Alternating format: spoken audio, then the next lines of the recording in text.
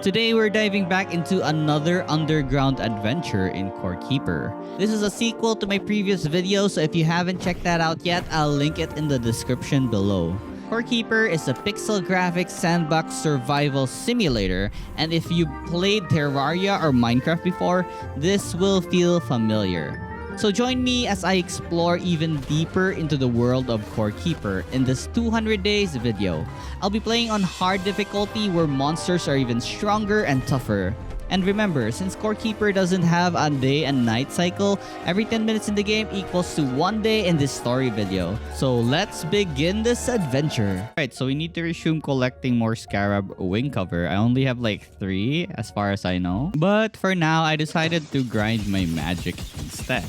I also grinded my summoning while I was grinding my magic. So 2 birds with 1 stone. And after a while of grinding, we got an achievement that we reached level 100 in magic. So we're like 50% stronger than ever in total. Next up, I decided to level up my range. This one was fairly fast because the chakram can penetrate through monsters. There was this skill in the range tab which increases your critical hit damage, so it's gonna be useful for our magic build. I also made sure to not forget about planting and cooking so I can level those as well. And with this, we have maxed out our range skill as well. Let's go.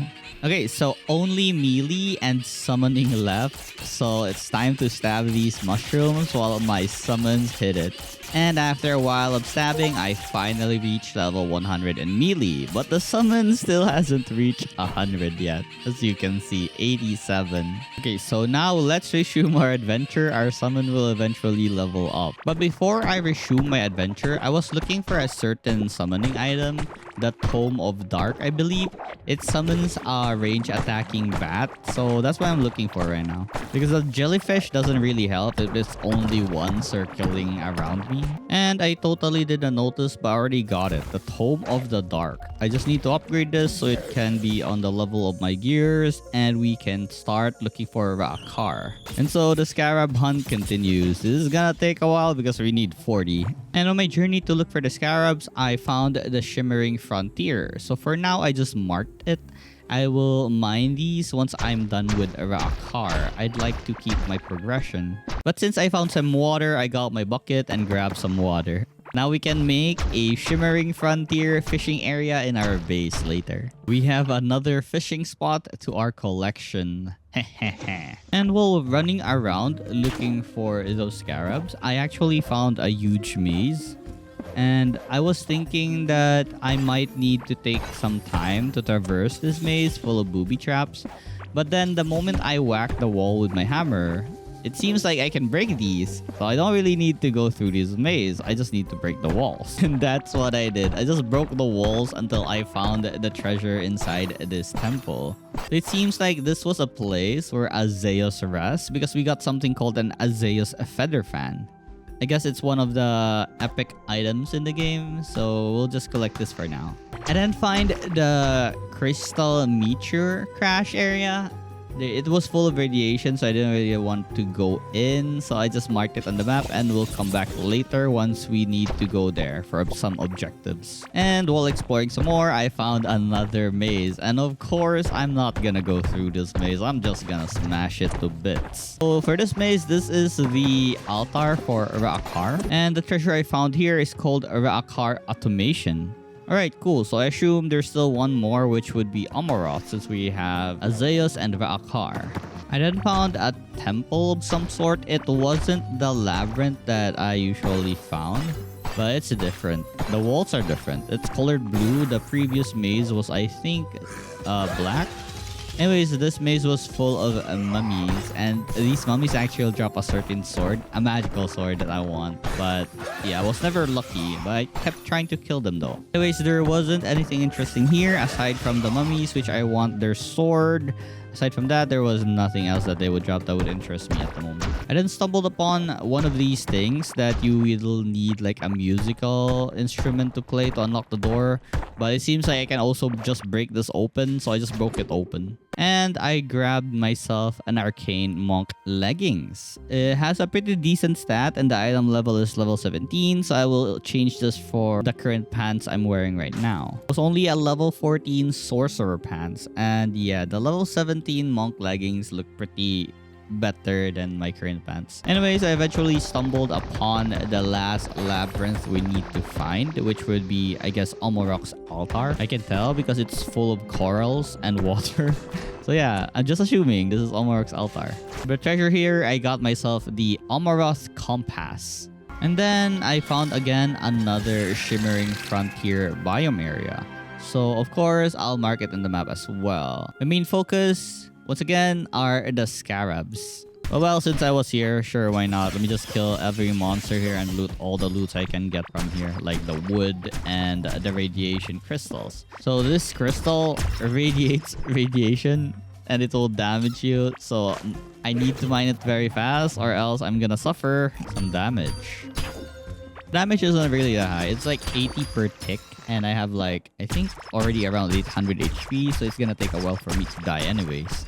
Now, I returned home for now and continued gardening as I still needed a lot of points on this. I'm still far from maxing it out, and there's a certain golden plant that I want to harvest. It's called the Sunrise. And what it does is it gives like 43% magic damage for like 10 minutes. And this is the best magic food, I believe. I then went back to Desert of Beginnings because we still need a lot of those scarabs. And after eventually collecting all the scarabs I needed, I made the scanner and scanned where Ra-Akar was. He was actually pretty near to where we were exploring, but nearer to the beach where we have our Octarine auras. And so I made my way to Ra-Akar. My buffs are running out, so I'm just gonna go to the area, put a portal, go back, and then rebuff myself, and then fight Ra-Akar.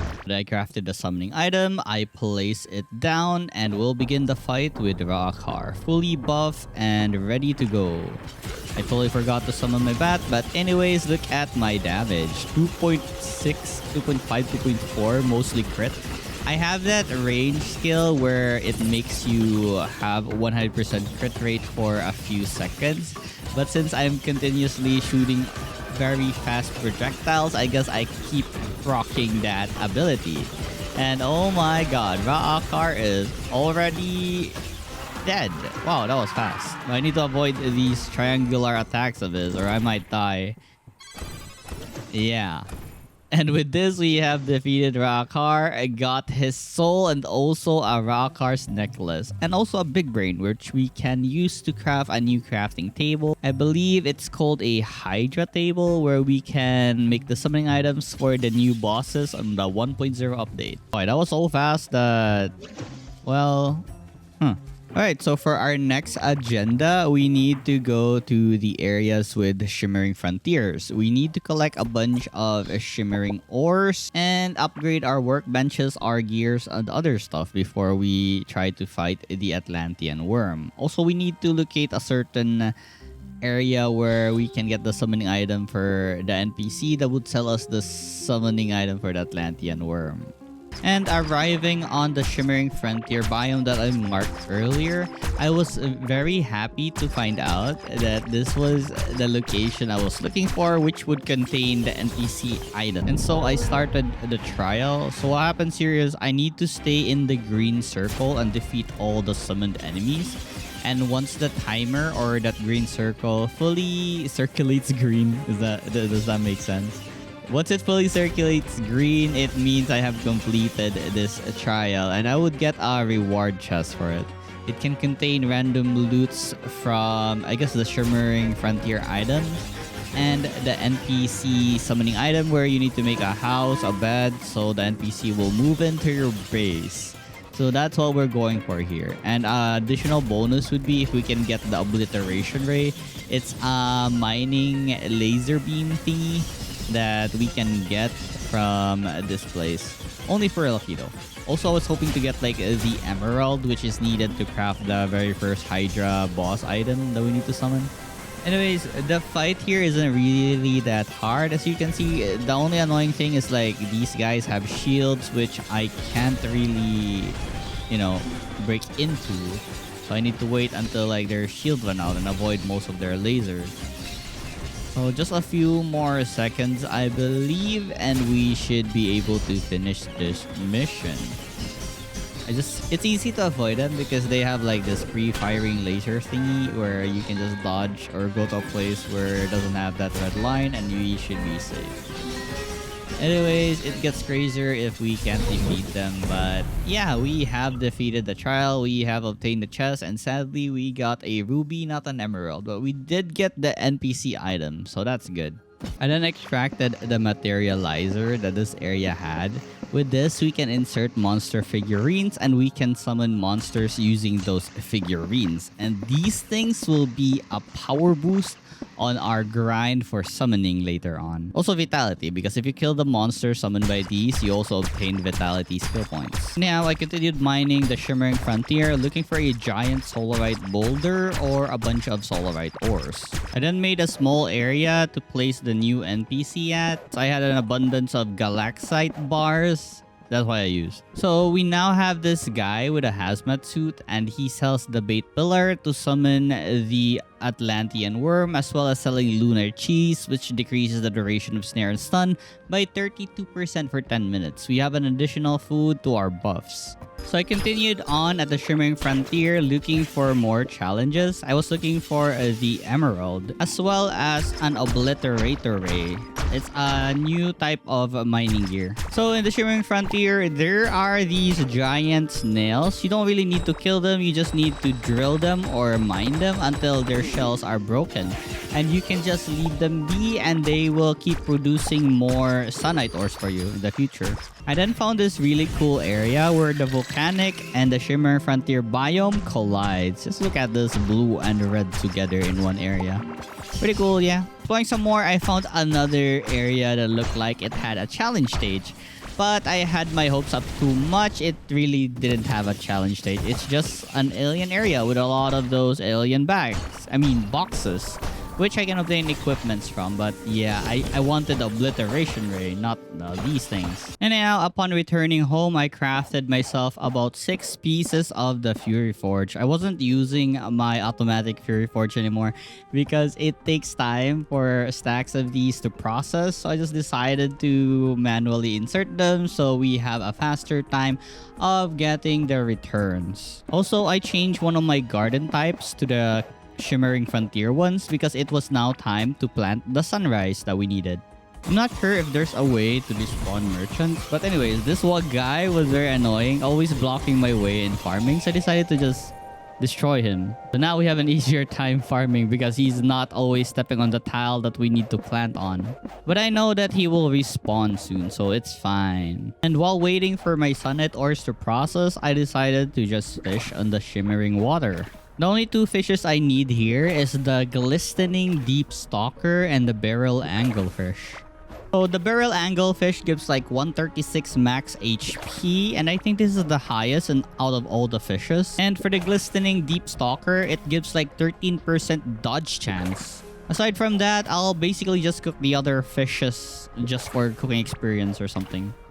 Afterwards, I then made the Atlantean worm scanner and scanned the world wherever it was, and I saw it.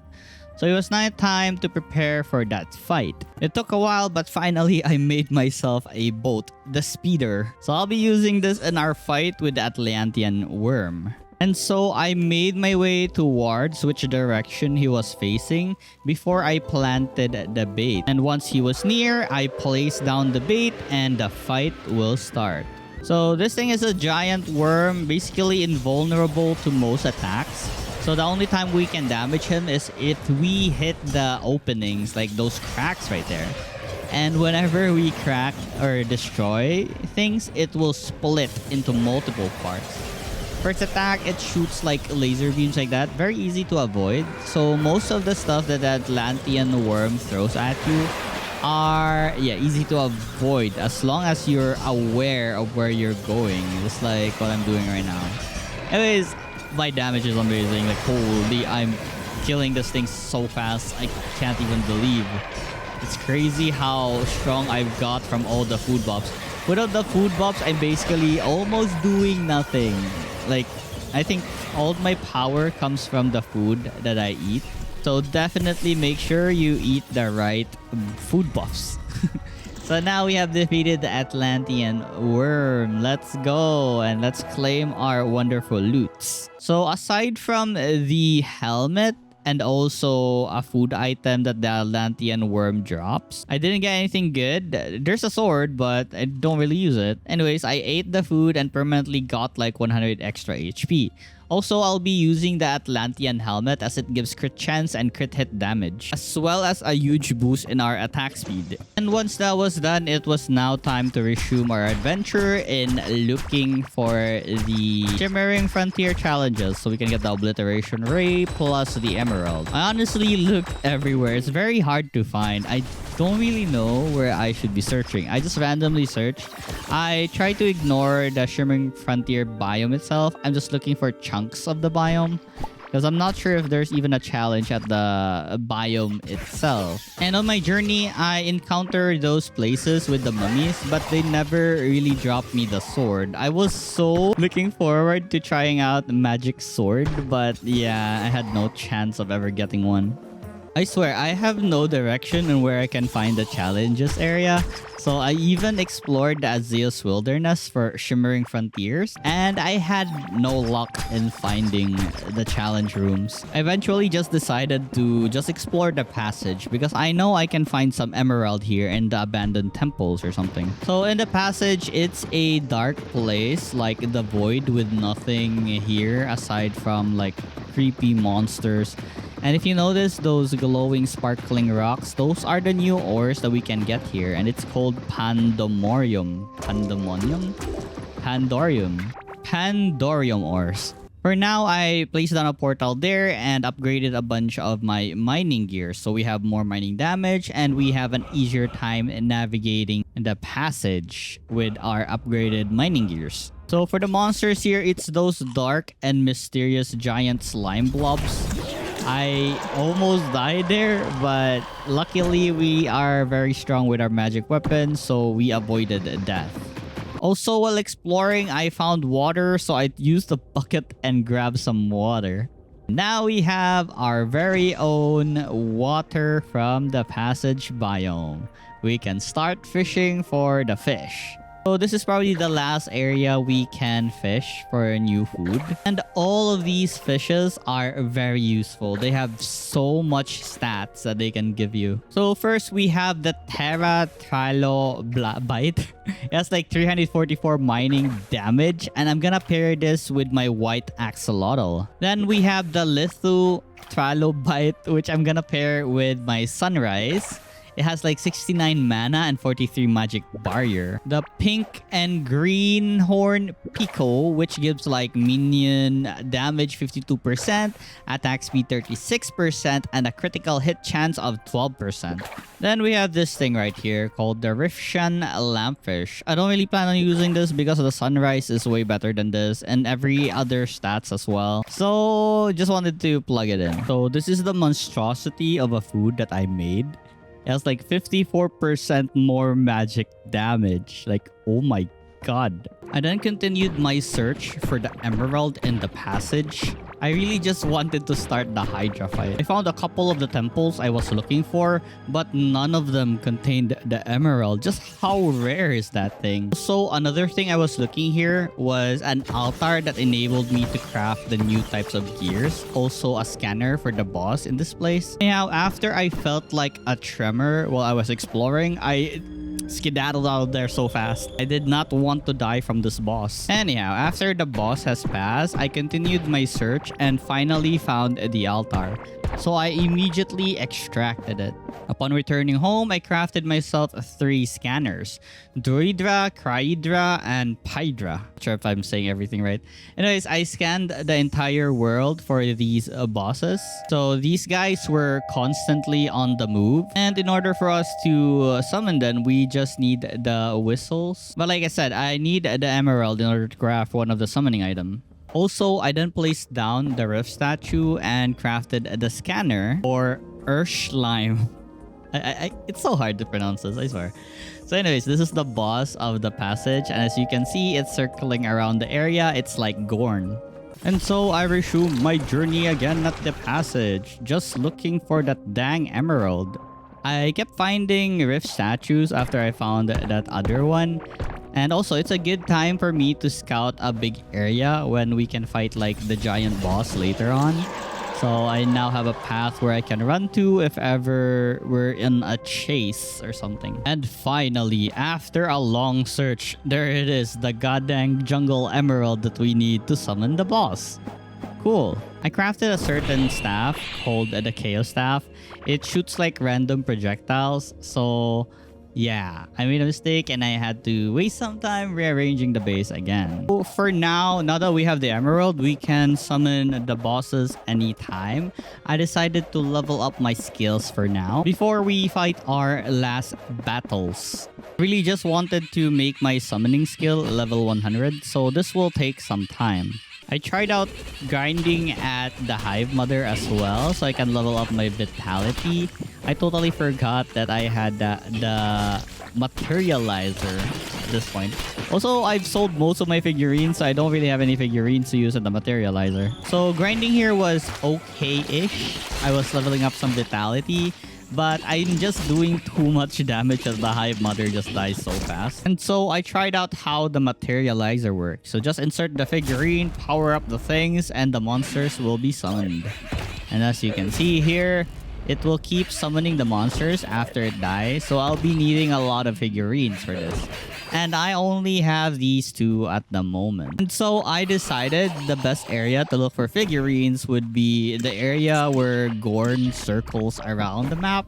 Because most of the cavelings and the slimes fight each other here. So we can just randomly loot a figurine if we see one. There's a lot of items just lying on the ground. I then went to the mold caves as I know that there should be a lot of monsters spawned there now.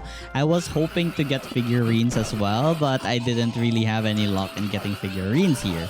I have like 3 slime figurines collected from my trip on that Gorn place, but it wasn't enough to encircle me, so all these jellyfish would do damage. But I got tired of exploring around and just decided to AFK this thing with a script that kept summoning like minions while I wait that my summoning skill reaches 100. This would have been faster if we had more figurines, so more attacks would be done. But whatever, this works. And finally, it happened. We have reached level 100 in summoning. Let's go. So what I took here is increase in magic power, also barrier for every active minion, and this one, that long-lasting minion thing. The only thing left was to reach level 100 in vitality. But I was impatient and just wanted to kill the bosses now that my summoning was level 100, so I left the place after a while. So for the first boss, we have Hydra. I summoned him immediately, summoned my stuff, and buff up with movement speed, and then got ready for the fight. So this giant snake is dying already. Oh my god, my damage is crazy. Anyways, so it has this laser attack, which can't continue by the way, because I just beam him so fast, and look at that 8.5k damage. So I believe we need to down him 4 times. He's like, there's a portion of its health which makes it so that he rises up again once like we dealt enough damage. This current staff I'm using is, I believe it's called the Chaos Staff, which the one that shoots random projectile. It's pretty strong as you can see, but yeah, not that much crit rate. Also the damage as well. I think my magic missiles were faster with Arcane Staff, but it's nice to see big numbers on damage. Look at that, 16k, 17k. So anyways, I will swap back to my other weapon because I'm running out of mana. If I'm not critting, I won't be able to regenerate mana. So critting is like one of my most essential part on this build because I really need to regenerate the mana that I've lost from shooting this giant thing. So we've killed the first Titan. We have defeated Hydra. Let's go. And we have received his soul. For the items, I got myself a Bone Shins. Not really a fan of this, but cool. Nice. Also, the pink Hydra I will need to summon the next boss.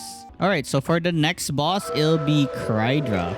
So I summoned her immediately and started the fight. This time, there's the soul of Hydra, so we'll be fighting like 2 of them at the same time. But we only need to kill Hydra because the spirit of the other one is just a spirit. So all we need to do is just avoid most of its attack and we'll be fine. It hurts though. It really hurts. So I gotta make sure not to get hit. Cause dang. So similar to Hydra, it has the same attack except for a few things. Like it can summon an ice crystal that does like ice barrage, which I need to watch out for. But most of the time it's just shooting its beam, which it can't because I disturb it by destroying its shield right away. So anyways, it did however had some time to summon like the ice crystal because I needed to avoid the laser from the Hydra. So for the ice barrage, it shoots projectiles like that, but it's very easy to destroy this thing. With a couple of hits, it would break and we can just finish off Hydra. And there we go. We have defeated the second Hydra Titan and we have received its soul. And for the item, I got myself a shield and an armor. Also, the next eye we need to summon the next boss. So for the last Hydra boss, I decided to fight it at Ra-Akar's arena since it has a big space. And let's begin this fight. So this was Hydra, the Fire Titan. Anyways, there's 3 of them now, but yeah, oh my god, magic is amazing. Look at those lovely crit damage on the magic missile and a rapid fire at that. Oh my god, 3 lasers, but no problem at all. I can easily dodge them since I have a lot of movement speed. So a few more hits. So the difference with Hydra with the other ones are he summons magma grounds from time to time. Also, what else? Oh my god, I can't avoid this. I need to heal up. Oh lord. Okay, at least I'm alive, right? So yeah, he summons those magma lines, but we have our Elder Dragon Hood buff, so we don't really get damage from burn. As well as our the slimy fish buffs. We don't get slowed on slimes as well. So food is just the best in this game. But the more annoying enemies here are probably the other 2 Hydras that we cannot interrupt. So as much as possible, I need to kill this guy as fast as I can because dang, it gets dangerous the more skills they throw at us. Anyways, with this, we have defeated Hydra. And the next boss in mind would be the one in the passage. So for the souls, the Hydra gives like 10% more health, Hydra gives like 10% more armor, and Hydra gives 10% more damage. And I totally forgot that I disabled most of my Titan souls. Also, I finally got the obliteration ray. Let's go. So after telling the core that I have defeated the Hydra, he told us to come to us, to the place where they once set their roots. So I'm assuming it's the Desert of Beginnings, because, you know, beginnings. Anyways, I'll go there once I defeat the passage boss. Actually, yeah, let me just put a portal here and go for the passage boss afterwards. I was waiting for the passage boss to go to the area where I already explored, so I have a way to like escape it. So now we just need to wait for it to circulate to the part where we want to fight it. I tried going up the world because it's heading that way, so I can start the fight immediately. As you can see, I'm taking my time. Also, I easily got distracted because I found a dungeon. I was hoping to find some broken cores here to make the legendary bow. But sadly, it wasn't here. So I just wasted my time here. So instead, I just went home and continued gardening and preparing for the fight. Orschleim was almost there at the area where I want him to be before we begin the fight. So I need to hurry this up or else I'll be late. As I was preparing myself for the fight, I actually got sandwiched here by 2 worms and I died accidentally from the explosion. And yeah, Orschleim already went past by me. But good thing there's another portal below, so I can just meet him halfway. I ran towards the boss, remembering the path I took, so I have a way to escape while we battle this giant thing. And there he was, Orschleim, I don't know. Anyways, all we need to do is break 3 of these eyes. And once we do, it's time to beat the sussy thing that comes out after we break those eyes. And yeah, we just rinse and repeat this. I guess I'm just doing so much damage that this is so easy. As you can see, we're having a breeze. Well, not really. Sometimes we'll be running for our life. Because, well, it gets faster as time goes on. So that's why the new armor set for this place was a movement speed armor set. But yeah, we have our teleport, so we should be fine. We have leeways of like running away if ever things get worse. So a few more hits maybe, and we shall be done with this boss. See, it's getting faster. I have a hard time killing this thing now. But still, manageable. Our movement speed is supporting us from this. And with this, I believe it should be... Oh my god, so many annoying worms. I might die. I'm gonna cry. But no, we're fine. Just a few more hits and this sussy thing will die. Alright, I think one more to go. Just one more. It's really getting faster. I can tell. And these goddamn annoying worms. And oh my god, yeah. Like I said, we need to be careful on where we should be going or else we'll get stuck. Good thing I have my teleport or else we would have been stuck and died there. But yeah, we have... I believe we have defeated Urslime already. Let's go. We have defeated Urslime. So one more boss left. So for the loot, I got not really the armor set, but I got like 2 parts of it. Also a figurine and 2 emeralds. And there's this thing called the giant mitochondrion, which gives a permanent 100 health.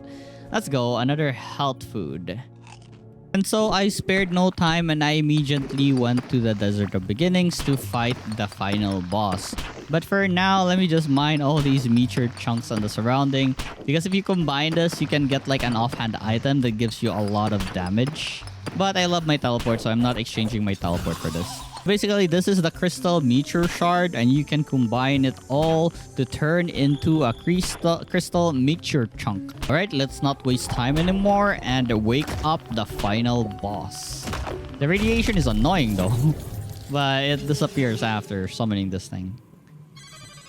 So this is, I guess, basically the core in its prime or form or something.